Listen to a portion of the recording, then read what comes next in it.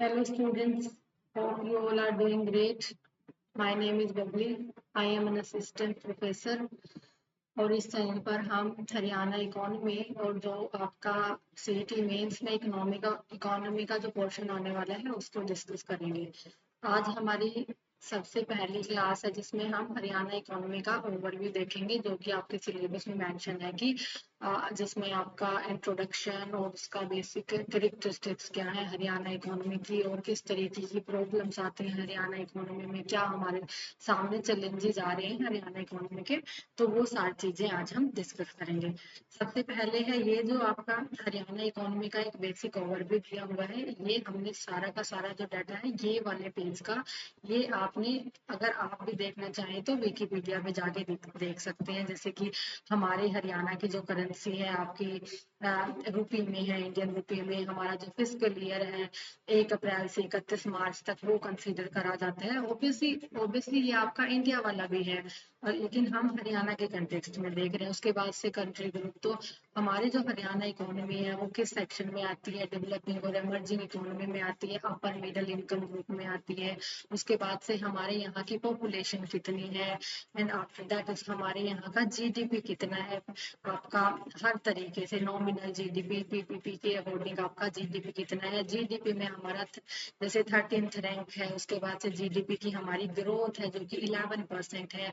GDP per capita जो आपका purchasing power parity उसके अकॉर्डिंग आपका $21,186 है। तो इस तरीके से आपका सारा डाटा मेंशन है। जैसे कि जीडीपी पर कैपिटा रैंक में हम 7th में पोजीशन पे आते हैं। जीडीपी बाय सेक्टर की हर एक सेक्टर का कितना कंपोजिशन है, जीडीपी में कौन सा सेक्टर कितना पार्ट अपना प्ले कर रहा है। जैसे एग्रीकल्चर का 21% है, आपका इंडस्ट्री का आपका 28% है और आपका जो सर्विसेज है उसका 51% है। उसके बाद से जैसे आपका पॉपुलेशन बिलो पॉवर्टी लाइन की कितनी पॉपुलेशन है हरियाणा में जो बिलो पॉवर्टी लाइन के दायरे में आती है, दैट इज 11.16%। उसके बाद से एचडीआई में आपका रैंक क्या है, क्योंकि हमारा रैंक 0.737 है। उसके बाद से अनएम्प्लॉयमेंट कितने परसेंट है, दैट इज आपका 37.4%। उसके बाद से पब्लिक फाइनेंसेस दिए हुए हैं, यानी कि गवर्नमेंट का डेब्ट क्या है, हमारा बजट बैलेंस क्या है और आपका रेवेन्यू क्या है और एक्सपेंसेस क्या है। ये सारा जो है ये वाला तो हम आपका जो बजट का जो सेक्शन है ना उसमें भी हम डिस्कस करेंगे, क्योंकि आपका लेटेस्ट बजट हमने कवर करना है जो कि आपके सिलेबस में ऑलरेडी मेंशन है। तो जो मेन चीजें हैं यहाँ पे, जैसे कि जीडीपी में हमारा रैंक क्या है, 13th है। जीडीपी की ग्रोथ क्या है, आपका जीडीपी पर कैपिटा आपका रैंक कितना है, सारी जो सेक्टर की जो कंपोजिशन है ये कितनी है, आपकी पॉपुलेशन कितनी, ये जो मेन है। जैसे एचडीआई में आपका रैंक क्या, ये जो सारे क्वेश्चन है ये आपके एग्जाम के पॉइंट ऑफ व्यू से इंपॉर्टेंट हो सकते हैं। एमसीक्यू क्वेश्चन आना है और कुछ भी बन सकता है। उसके बाद से नेक्स्ट स्लाइड है कि किस तरीके के है कि ओवरव्यू क्या है आपकी हरियाणा इकोनॉमी का। सबसे पहले आपको पता है मैप के अकॉर्डिंग हम नॉर्थ इंडिया में लोकेट होते हैं जो कि आपका एनसीआर के करीब है। उसके बाद से आपका जो जीएसडीपी है यानी कि ग्रोथ स्टेट डोमेस्टिक प्रोडक्ट, यानी कि आपका जो जीडीपी मान लेते हैं हम, जैसे इंडिया के लेवल पे जीडीपी कहते हैं, स्टेट वाइज पे जब हम जाते हैं तो उसमें स्टेट और ऐड हो जाता है। तो ग्रोथ स्टेट डोमेस्टिक प्रोडक्ट जो कि आपका लेटेस्ट है दैट इज आपका 13.47 लाख करोड़ रुपए है और आपको उसको यूएस डॉलर में जब देखते हैं तो 158 आपका बिलियन यूएस डॉलर है। उसके बाद से आपकी पर कैपिटा इनकम, हमारी जो हरियाणा है उसकी पर कैपिटा इनकम है 3.26 लाख रुपीज, यानी कि one of the highest in India की हम अमीर जो प्रदेश है उनमें आते हैं। उसके बाद से हमारा जो इकोनॉमी का जो स्ट्रक्चर है हरियाणा का कैसा है, हम जो हमारा जो ट्रांजिशन है दैट इज कमिंग फ्रॉम कि हम एग्रीकल्चर से इंडस्ट्रियल सर्विसेज पे मूव कर रहे हैं। एग्रीकल्चर से कैसे कि पहल आप अपना पीछे का सिनेरियो जब हरियाणा इकोनॉमी का देखते हैं, even it's same in the context of आपका इंडियन इकोनॉमी के कंटेक्स्ट में भी सेम ही है कि हम एग्रीकल्चर पे बहुत ज्यादा डिपेंड करते थे। हम हमारा एम्प्लॉयमेंट भी वहीं से आता था, जीडीपी में भी वो बहुत ज्यादा आपका इम्पोर्टेंट रोल प्ले करता था। तो अब वो जो फीचर्स हैं वो धीरे धीरे कम हो रहे हैं, यानी कि एग्रीकल्चर का पार्ट कम होता जा रहा है और हम सर्विसेज और आपका इंडस्ट्रीज में आगे, उसमें हमारा जो कंट्रीब्यूशन है जीडीपी में भी और आपका एम्प्लॉयमेंट में भी वो ज्यादा हो रहा है। That is a good thing कि हम तभी तो डेवलपिंग या इमर्जिंग जो इकोनॉमीज में है उनमें हम कंसीडर करे जाते हैं। उसके बाद से है आपकी हरियाणा इकोनॉमी का नेचर कैसा है कि किस तरीके के की हरियाणा इकोनॉमी है। सबसे पहला इस आपकी मिक्स्ड इकोनॉमी है कि मिक्स्ड इकोनॉमी कैसे कि हमारी इकोनॉमी में दोनों तरीके के सेक्टर एक साथ एग्जिस्ट करते हैं, यानी पब्लिक सेक्टर भी है हमारे यहाँ पे, जो गवर्नमेंट जिनको हैंडल करती है, वो जो पब्लिक सर्विसेज है जो गवर्नमेंट की तरफ से हमें मिलनी चाहिए वो सारे पब्लिक वाले जो गवर्नमेंट देखती है। प्राइवेट सेक्टर भी एग्जिस्ट करता है, दोनों साथ के साथ है। मिक्स्ड इकोनॉमी है, इंडियन इकोनॉमी भी मिक्स्ड इकोनॉमी है। ये भी एक क्वेश्चन बन सकता है कि हरियाणा इकोनॉमी का नेचर कैसा है, आपको मिक्स्ड इकोनॉमी आ सकता है, प्राइवेट इकोनॉमी आ सकता है, पब्लिक इकोनॉमी आ सकता है, इसलिए कि कोई भी ऑप्शन आ सकता है। तो आपको पता है कि मिक्स्ड इकोनॉमी है। उसके बाद से आपकी इकोनॉमी एग्रीकल्चर बेस्ड है। हिस्टोरिकली नाउ रैपिडली हम अर्बनाइजिंग और इंडस्ट्रियलाइजिंग की तरफ मूव कर रहे हैं कि हिस्ट्री के पर्सपेक्टिव से तो देखा जाए तो हम एग्रीकल्चर बेस्ड होते थे, लेकिन अब हम अर्बनाइजिंग और इंडस्ट्रियलाइजिंग में ज्यादा हमारा रैपिडली ग्रो कर रहे हैं इन एरियाज में। उसके बाद से हमारा स्ट्रॉन्ग एनसीआर इन्फ्लुएंस है हमारे पे, क्योंकि जो आपके गुरुग्राम और जो फरीदाबाद का एरिया है वो मेन अर्बन इंजन है, वहाँ पे बहुत सारी आपकी इंडस्ट्रीज है, मीन्सीज हैं। तो ये एक फीचर है। उसके बाद से एक्सपोर्ट ओरिएंटेड इंडस्ट्रियल की बहुत सारा जो इंडस्ट्रियल आउटपुट है हमारे यहाँ, तो बहुत सारा एक्सपोर्ट भी हमारी इंडस्ट्री से होता है। तो this is one of the feature of the Haryana economy. उसके बाद से की कैरेक्टरिस्टिक्स की क्या मेन कैरेक्टरिस्टिक्स हैं आपकी हरियाणा इकोनॉमी की। सबसे पहले तो एग्रीकल्चर प्रोडक्टिविटी सबसे ज्यादा है किन एरियाज में, आपका हमारा व्हीट सबसे ज्यादा होता है, राइस हमारा सबसे ज्यादा, मिल्क प्रोडक्शन में हम सबसे ज्यादा है। तो इन तीन मेन एरियाज में हमारी जो एग्रीकल्चर की प्रोडक्टिविटी है सही की वो बहुत ज्यादा है। तो मिल्क वाला तो आपका डेयरी में आ जाएगा, लेकिन फिर इसको साथ ही इसमें मर्ज कर दिया है, तो व्हीट और राइस आपका एग्रीकल्चर में आता है। उसके बाद से हम इंडस्ट्रियल हब में आते हैं कि 67% ऑफ इंडिया की जो पैसेंजर कार है वो यहाँ से बनती हैं, 60% मोटरसाइकिल यहाँ से बनते हैं। मेजर जो हब है आपका जैसे गुरुग्राम, मानेसर और फरीदाबाद है, ये हमारा इंडस्ट्रियल हब माने जाते हैं। उसके बाद से आपका जो सर्विस सेक्टर है उसमें हमारी रैपिड ग्रोथ हो रही है किन किन एरियाज में, जैसे आपका आईटी है, बीपीओ है और फाइनेंस है, इनमें हमारा सर्विस सेक्टर रैपिडली ग्रो कर रहा है। उसके बाद से पर कैपिटा इनकम आपने पीछे भी देखा था कि हमारी 3.26 लाख है, तो 3.26 लाख है एनुअल बेसिस पे होती है ये कि उसके बाद से नेशनल के एवरेज में देखा जाए तो it is 176.8% of national average. उसके बाद से हमारा स्ट्रॉन्ग इंफ्रास्ट्रक्चर है इन सिलेक्टेड डिस्ट्रिक्ट में हमारा। उसके बाद से आपका जो हमारा जो बासमती है, इंडिया बासमती राइस एक्सपोर्ट हमारा 60% से ज्यादा है हरियाणा का, और हम सेकंड लार्जेस्ट आते हैं फूड ग्रेन कंट्रीब्यूटर में कि सेंट्रल पूल के अंदर हम सेकंड लार्जेस्ट कंट्रीब्यूटर है फूड वाला जो ग्रेन का अपना जो फूड ग्रेन प्रोडक्शन होता है उसके अंदर। उसके बाद से एफडीआई हमारे यहाँ कितना आ रहा है कि फॉरेन आपकी डायरेक्ट इन्वेस्टमेंट हमारे यहाँ इन्वेस्टमेंट कितनी आई है फाइनेंशियल ईयर 25 में, तो हमारे यहाँ जो इन्वेस्टमेंट आई है दैट इज आपकी 23,955 करोड़ रुपीज आपकी यहाँ पे एफडीआई आई है। उसके बाद से सेक्टोरियल कंपोजिशन जो कि आपने विकिपीडिया वाले पेज में भी देखा था, ये सेम ही है कि एग्रीकल्चर में हमारा कितना कंपोजिशन है, 21% है, आपका इंडस्ट्री में 28% है और सर्विसेज में आपका 51% है, यानी कि सर्विसेज में आपका सबसे ज्यादा है। दैट्स द गुड थिंग कि इंडस्ट्रीज और सर्विसेज में आपका जितना ज्यादा होएगा और एग्रीकल्चर का जितना कम होता चला जाएगा, यानी आप डेवलपिंग से डेवलप में हम मूव कर जाएंगे।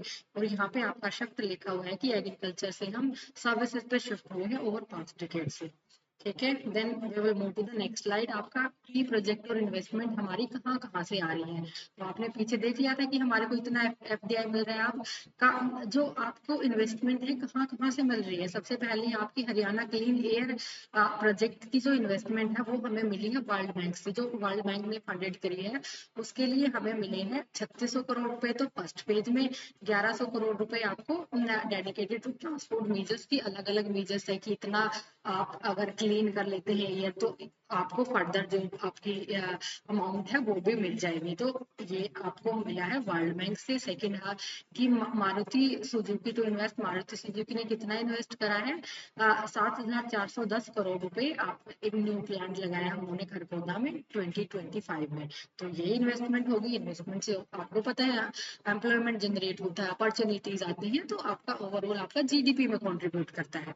नेक्स्ट है आपका DLF developing a new Gurugram overall जो कि है आपका 2200 करोड़ की इन्वेस्टमेंट आ रही है, 2200 करोड़ रुपीज की। उसके बाद से यूएनओ मिंडा इन्वेस्टिंग आपका 542 crore rupees for an alloy wheel plant in IMT Khargone में एक प्लांट लगा रहे हैं। उसके बाद से इंफ्रास्ट्रक्चर जो रीच है आपकी जैसे नियरली 100% हमारी रूरल कनेक्टिविटी हो रही है कि अब आजकल रोड्स की जो कनेक्टिविटी है कितनी जबरदस्त है, तो वो जो चीजें हैं 100% हमारी रूरल कनेक्टिविटी हो रही है वाया मेटाल रोड की। हरियाणा रोडवेज ऑपरेट करती है कि हमारी बसेस कितनी है, करीब अप्रोक्सीमेटली 3651 बसेज है, ये कवर करती हैं आपका 10.67 लाख किलोमीटर डेली बेसिस पे ये इतना कनेक्टिविटी कवर करते हैं।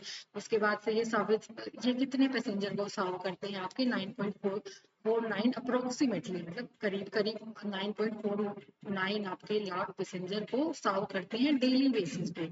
एज ऑफ अप्रैल 2025 की अप्रैल 2025 तक हमारे जो the state has 2022 SEZ special economic zone plus the KMP corridor DMIC स्वान वर्ल्ड डिजिटल कनेक्टिविटी। तो इट्स लाइक कि कनेक्टिविटी में भी हम बहुत बेहतर हो रहे हैं, यानी कि हमारी इंफ्रास्ट्रक्चर रीच जो है वो इट्स लाइक कि इम्प्रूव और बेहतर हो रही है। उसके बाद से इस साल का लेटेस्ट बजट आया है, उसमें जो बजट में किन किन चीजों को हमारे प्रायोरिटी दी गई है। सबसे पहले है कि एजुकेशन में टोटल एलोकेशन का 12.9% आपका एजुकेशन सेक्टर में एलोकेट करा गया है। उसके बाद की जो इन्वेस्टमेंट है आपकी 5.9% आपका हेल्थ में इन्वेस्टमेंट आई है। तो that is a good thing कि आपका हेल्थ और एजुकेशन में सबसे ज्यादा इन्वेस्टमेंट जो गवर्नमेंट है अपना बजट का इन्वेस्टमेंट डाल रही है। तो इट्स अ गुड थिंग कि ह्यूमन कैपिटल में हमारा सबसे ज्यादा डालने से तो आपका इट्स लाइक कि ह्यूमन कैपिटल इम्प्रूव होगा, तो स्किल ज्यादा निकले, स्किल्ड पर्सन और हेल्दी पर्सन जो होंगे उसके बाद से फिर वो आपके ग्रोथ में कंट्रीब्यूट करेंगे, जीडीपी में कंट्रीब्यूट करेंगे। It's like it's a good thing. उसके बाद से रूरल डेवलपमेंट में 4.5%, एग्रीकल्चर में 5.4% एंड देन आपका रोड एंड ब्रिजेस में आपका 2.3%। उसके बाद से आपका HDI की ह्यूमन डेवलपमेंट के डेवलपमेंट के इंडिकेटर्स हैं कि जैसे ये पता करा चेक करा जाता है कि जैसे कि ओवरऑल देशों की भी निकलती है कि इंडिया की कितनी डेवलपमेंट रही है, दूसरे देशों की भी होती है।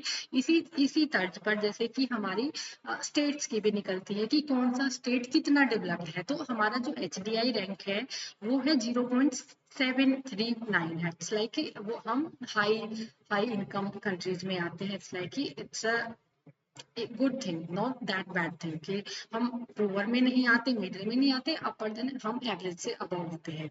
उसके बाद से पॉवर्टी में हमारा 11% पीपल है जो BPL में है।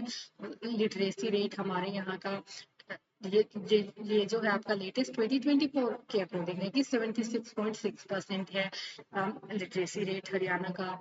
उसके बाद से हमारा जो क्या नाम है राइजिंग यूथ अनएम्प्लॉयमेंट, डिस्पाइट कि हाई इनकम लेवल तो है लेकिन हमारा जो यूथ अनएम्प्लॉयमेंट है that is rising. It's like ये एक कंसर्न है हरियाणा इकोनॉमी के लिए।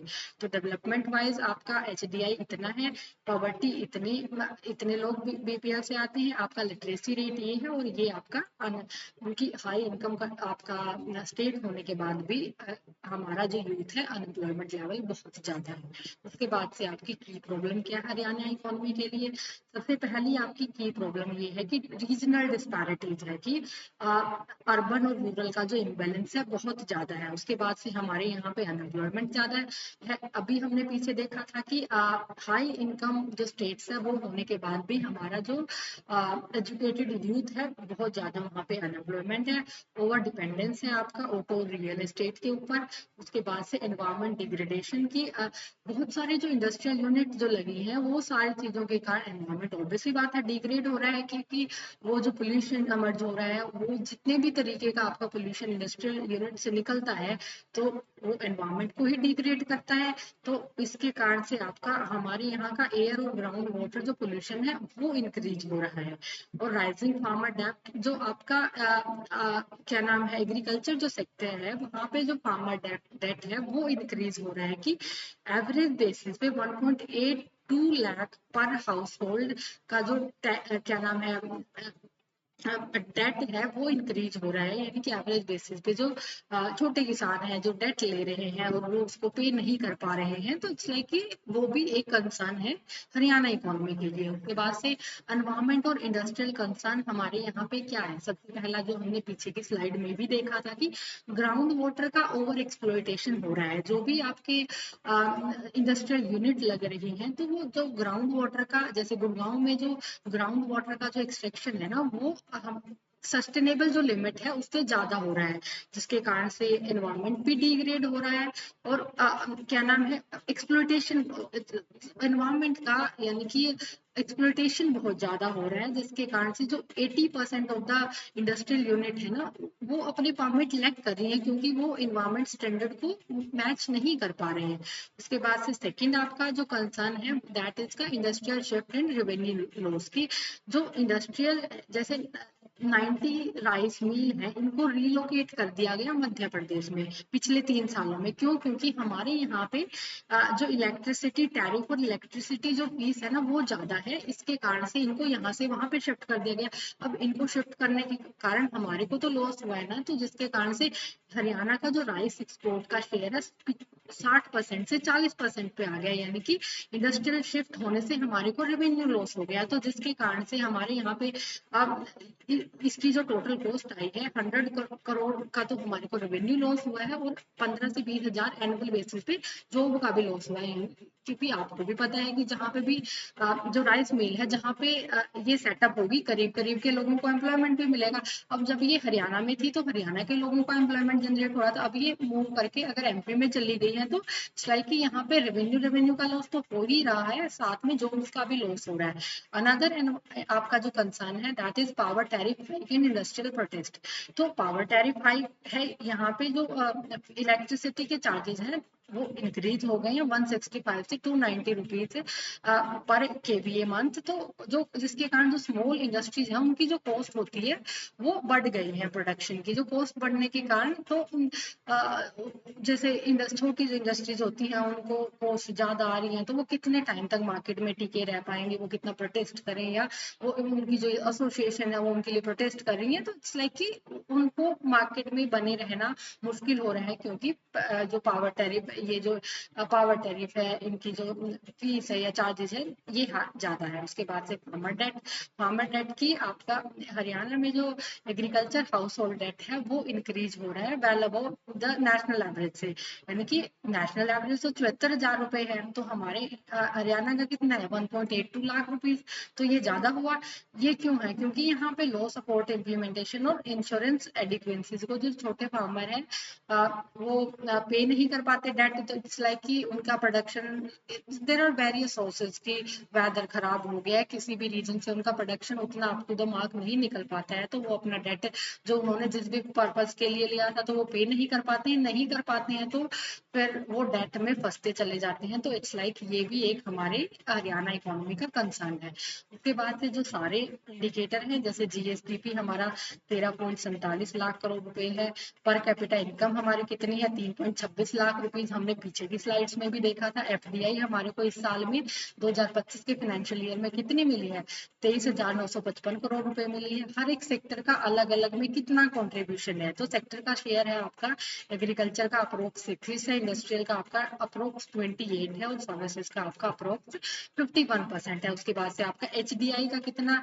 रैंक है 0.739 है, और एवरेज फार्मर डेट है आपका 1.82 लाख रुपीज। ये आपके सारे इंडिकेटर्स और इनकी वैल्यूज हैं। आफ्टर दैट लास्ट हम करेंगे इसका कंक्लूजन, क्योंकि हमने हरियाणा इकोनॉमी का ओवरव्यू देखा है, हमने नेचर देखा है कि कैसा नेचर है, क्या उसके अंदर प्रॉब्लम्स है, किस तरीके के चैलेंजेस आ रहे हैं हरियाणा इकोनॉमी में। तो कंक्लूजन क्या बना इन सारी चीजों से? हरियाणा इकोनॉमी एक फास्ट ग्रोइंग इकोनॉमी है, हाई इनकम स्टेट है। यहाँ पे इंडस्ट्रियल सर्विस की जो सेक्टर है उनकी स्ट्रेंथन है, तो high income state with the strengthen of high industrial आपका सर्विस सेक्टर की सारी चीजें हमने पीछे देखी हैं। चैलेंजेस हमारे यहाँ ये हैं कि इनइक्वालिटी है, इट्स लाइक कि अर्बन और रूरल का जो इम्बैलेंस है, नेचुरल रिसोर्सेज है उनका ओवर यूज हो रहा है, फार्मर स्ट्रेस में है, अनएम्प्लॉयमेंट यूथ में अनएम्प्लॉयमेंट है। तो ये सारी चीजें हमारे यहाँ से चैलेंजेस हैं। उसके बाद से स्ट्रेटेजिक रिफॉर्म्स क्या हो सकते हैं, कि क्या ऐसे स्ट्रेटेजिक रिफॉर्म हो जिसके कारण से जो भी प्रॉब्लम सारी जो भी चैलेंजेस आ रहे हैं वो सब से निपटा जा सके। तो दैट आर की needed for balanced inclusive and sustainable growth की जरूरत है। इट्स लाइक कि जो भी हमारे कंसर्न है, जो भी चैलेंजेस हैं, उन पे काम करने की जरूरत है जिसके कारण से हम एक बैलेंस्ड इंक्लूसिव और आपका सस्टेनेबल ग्रोथ की तरफ अटेन कर पाए। तो that's it for the today. अगर आपको कोई भी प्रॉब्लम आती है, अगर चैप्टर टॉपिक समझ नहीं आता है, तो आप मुझे मैसेज कर या कमेंट कर सकते हैं। Thank you for watching.